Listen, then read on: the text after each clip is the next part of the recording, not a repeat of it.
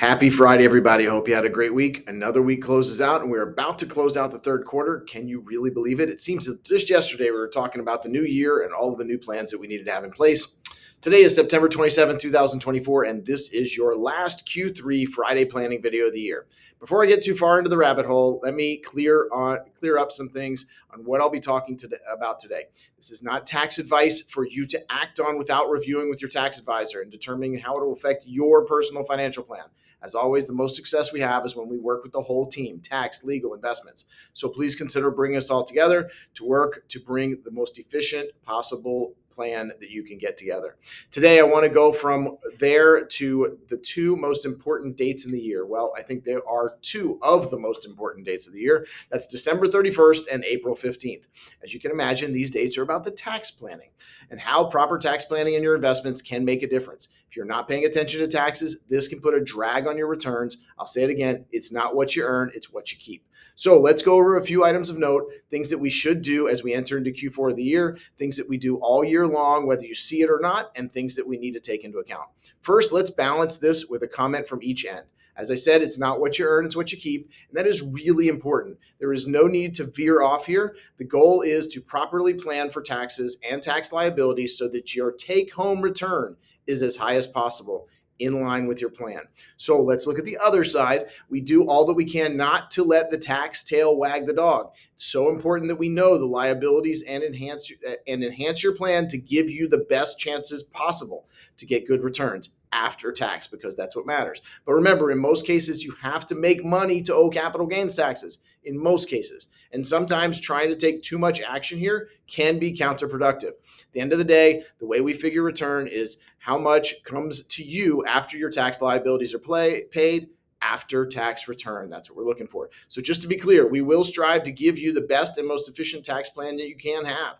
And that will be from a collaboration of your team. But at the same time, if you make the gain, sometimes you will need to pay those taxes on those gains when they are realized. And no, I will not be talking about the unrealized gain conversation going on in the political parties.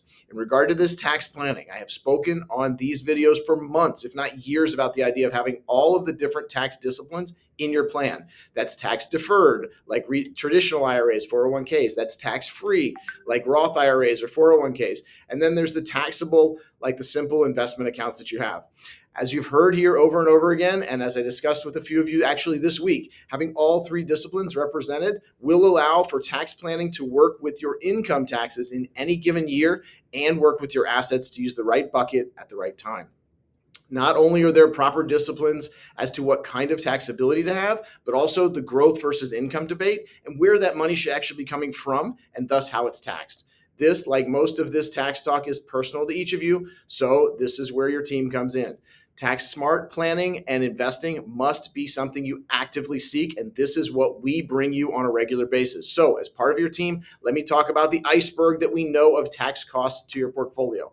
I'll talk about a few ways we try to avoid that Titanic moment, and then I'll finish up with a short idea on how one of the tools I use regularly is a checklist and how that works. First, the iceberg. According to the USGS, that's the U.S. Geological Survey, only 10% of an iceberg is usually seen above the waterline. That leaves the remaining 90% below to cause that Titanic moment. Let's define that 10% first. What are the normal above the waterline tax costs? That's capital gains, dividends, it's interests. These are the ones that we know and the ones that we actively work on regularly. Now, below the waterline, what is there? Before I bring a few of these items, I will say that while navigating the waters, we know that 90% is there. We also know the dangers, and most importantly, we know that we cannot change the fact that it is there. But if there was not a way to properly navigate, then the seafloor in the Northern Atlantic would be covered by ships. What I will suggest is that in addition to knowing what there is, knowing ways to navigate properly, there are ways to avoid the iceberg, and there are ways to deal with it so that you can safely make it through. So let's talk about a few items that we find below the waterline. We have asset allocation changes and the tax and cost that comes along with that. We have manager changes due to a variety of factors, some foreseen and some not foreseen. We also have overall rebalancing, and then we have trading activity, sometimes efficient trading activity, sometimes not as efficient. While there are details that we can go into on each of these, let's just treat them all as one. Overall, like the top 10% above the waterline, there are times that you need to have the capital gains. the dividend, and the interest income. But during those times, as I've spoken to you many times, there are ways to manage those taxes, and that's the active tax planning that is so important. The 90% below the waterline, the same. Some of those costs are unavoidable. If there are management changes due to performance or style drift, if there are rebalancing events due to the ever-shifting market environment, not to mention changes to goals as times go on, even as we cannot avoid all of these tax costs, the active planning that we do with your team is what allows you to maximize what you keep. And in almost all cases, this is the name of the game. As we dig into these facts in our meetings, please know that in almost all cases, we cannot completely avoid the tax drag. But what your team will do is try to minimize your tax drag and do it without giving up on your returns. That is the way proper and successful tax smart planning is done.